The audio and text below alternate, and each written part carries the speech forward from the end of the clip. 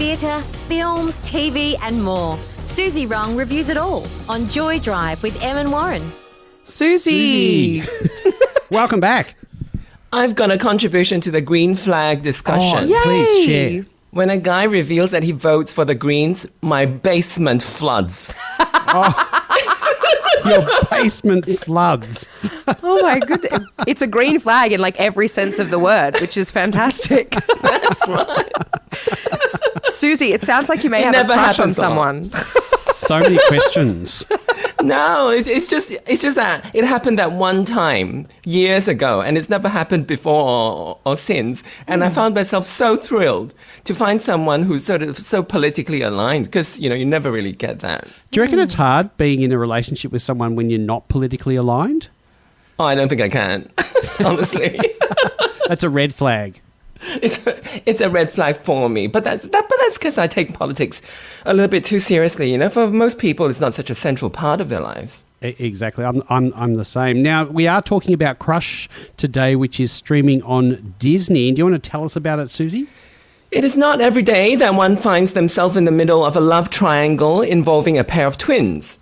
Paige Evans is an American high school senior, very bright and talented, but a complete novice when it comes to matters of the heart and matters of a sexual nature. Crush, now available on Disney Plus, is perhaps the first teenage romance from Disney that not only has lesbians for its main characters, but it's probably the first time the words dental dams, poppers, and edging are bandied about like they're no big deal. And not just once, but numerous times too. Yes, memorably. Paige is confused not by her own sexuality, but by her feelings about the twin sisters. One is the most popular girl in school and the other less pretty, but just as nice. Look, there isn't much in the story of Crush to be crazy about, but it is one of the funniest films I've seen this year. The writing, editing, direction, and performances are wonderful. For those of us who are a bit older, Megan Mullally and Michelle Buteau are in the cast, and both are extremely funny. It really feels like the dawn of a new age. These last few weeks, we have inadvertently come across several teeny bopper titles in our Tuesday chats, and for us oldies, having this glimpse into queer life in high schools in the US, in the UK, and Australia has been enlightening and very comforting indeed. In Crush, there is not a trace of homophobia, and what more, the boys are portrayed as sweet and respectful whilst remaining playful and horny. Yes, there is a lot of horniness in Crush, which is of course entirely realistic and just hilarious to watch. But rest assured, nothing gets too explicit on screen. Em and Warren, I hope you got a few laughs out of this movie. I got a few laughs. I've got to admit, the funniest part or the funniest person was the mum, Megan. I think just absolutely hysterical. And I watched it just for her. But I will say, Em and Suzy, that it was really nice to see a young, sort of at school, LGBTIQA plus story that was natural without any coming out drama or any coming out story being the centre of focus for the whole story. I thought that was really, really nice. But at the same time, I was thinking, how realistic is it that, like you said, everyone was really nice and everything, it was almost like everything was dressed up in cotton wool for the whole thing. And I couldn't help but question it the whole time. So how realistic is this for kids out there today? Yeah, I tend to agree. I also agree that Megan Mullally was like the best part of the whole movie. I loved her in this. I thought that she was the real MVP of the film. I also thought that this humor was really actually quite good. Like I felt like it landed and I laughed out loud a few times. And I think, we can kind of draw this comparison to what we watched last week or the week before, which was Ellie and Abby. And that tried so much harder to be funny and landed way less. I agree. So this is a good comparison.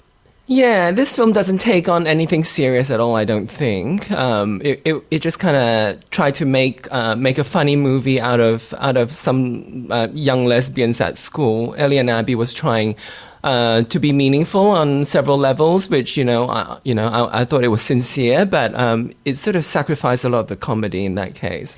And I agree with you both. Megan Mullally's great. I think this is almost like an extension of the Karen Walker character from Will and Grace. Yeah. Is this incredible, like implausible ally who is gayer than anyone who's gay, and but obviously a bit less camp, a bit more realistic, but the humour was very similar, I thought. The headmistress was good too, though. Yeah, Michelle Buteau was great, and the Indian coach was funny. I love that he said that I know that 60% of my track team is queer, but he doesn't want them to sleep with the opposite sex in case people get pregnant. I thought that was really funny. Suzy, the thing that did strike me about this, though, is it was very Disney-esque in the fact that, like, would that really be a plausible storyline for two sisters to both be members of the LGBTQIA plus community and for you to have a really strong attraction to both of them and it be reciprocated from both of them as well? Like, that was that was kind of like, sort of Cinderella-esque. That was a very Disney sort of approach to it, I thought. When I thought about this question, I quickly looked for the writers' names to make sure that they're not some straight boys' fantasies, having some lesbians fall in love with them. But it was written by two girls, and it was directed by a young woman as well. So in a way, I think it does feel like a new sort of feminism. It's very idealistic, and like everyone's really nice and woke. It lacked tension. I think that's what it was missing, and I think there were lots of... But what about when she got suspended? Spoiler alert. Yeah, I feel like there was something lacking from it, and I felt like a lot of things weren't expanded. Like the whole... what was their name? King Pun? King Pun, yep. The whole... I mean, to me, that was a great... Who was it? And I felt like it was more focused on the crush than it was on solving who King Pun was. Like, for example, I think, I don't want to spoil it, but there was a car incident, and I was really excited. I thought, oh my God, and then it just turned into a kiss. And I thought, oh, okay, yeah. That's what that is. We're not going to go down the path of trying to find out who this person is that goes and spray paints everywhere.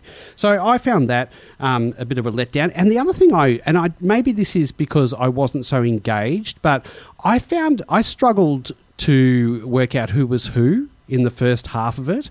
So I was going, hang on, is that Paige or is that AJ? And I don't know if I was distracted or whatever, but I just found it difficult to distinguish the characters going through for a while.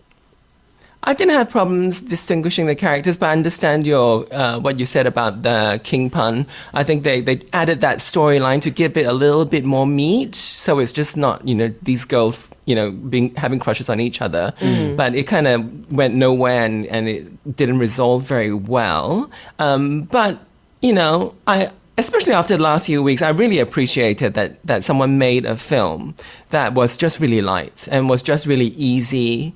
And like I've said before on our Tuesdays, that sometimes we just need these fantasy examples, to aspire to as queer people. We can't live in trauma all the time. We can't live in coming out stories all the time. So it's good that young people have this sort of Disney example. Yeah, absolutely. I do think that is certainly the case, and that this film is definitely that. We're talking about Crush, which is currently streaming on Disney Plus with Suzy Wrong, and it is definitely like kind of almost escapism in a sense. Would you say, Suzy? Yeah, it is escapism. And in a way, it looks quite simple, the way that it's created. But, I just can't stop thinking about how far we've had to travel to get to this point to sort of make a simple movie that is just funny for me from start to finish. And it has been a long journey, generations of filmmakers, generations of activism to get to this point where we can just tell a really simple story about a girl falling in love and kissing for the first time in a sort of through a queer lens.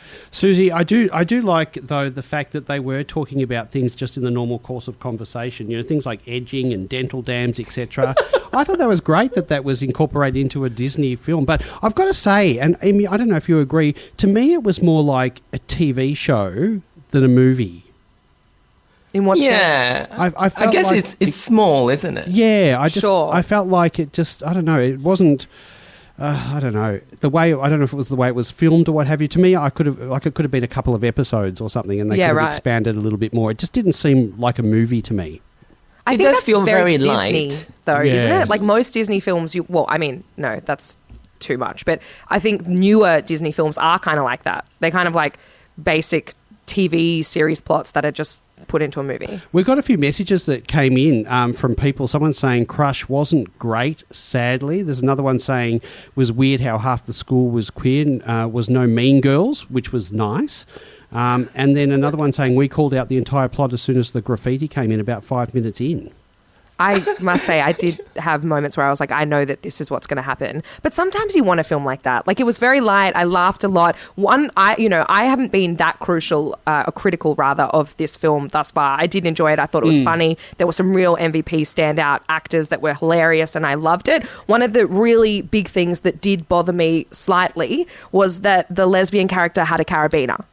That's very stereotypical. Yeah. Every scene, her carabiner was right there. Yeah. I thought, that's going to bother me a little bit.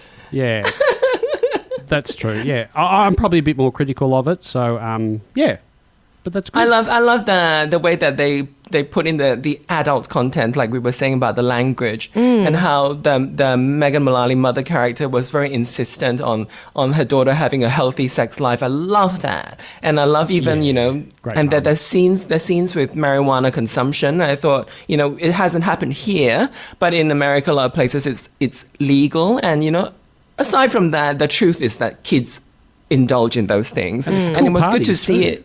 Yeah, it was good to see them. I thought, I wouldn't mind going to that party. It was good to see them get drunk and get high and not be like in a horror movie setting. Like they're just doing what kids are doing, and they will come out okay. We all have. Yeah, absolutely. What's our homework for next week, Suzy? For next week, I picked the Troye Sivan movie 3 Months, streaming on Paramount Plus, thinking that he's 26 and we're safely out of the teen zone. But it appears he plays a teenager in South Florida, where on the eve of his high school graduation, everything changes when he's exposed to HIV. That's 3 Months on the Paramount Plus platform. Looking forward to it. When will we see you next? See you next Tuesday. Thank you. See ya, Suzy. Thanks so much. That's Suzy Wrong. And we were chatting about Crush, which is currently streaming on Disney Plus.